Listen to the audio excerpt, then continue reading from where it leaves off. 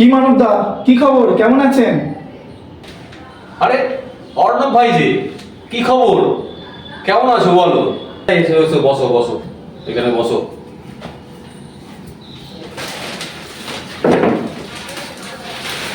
তো বলুন দাদা, কেমন আছেন? আপনার ব্যবসা ট্যাবসা সব ভালো চলছে তো? দেখো ভাই, ব্যবসাটা তো নতুন শুরু করলাম, তো সেটা চালানোর জন্য একজন কাজের ছেলের খুব প্রয়োজন।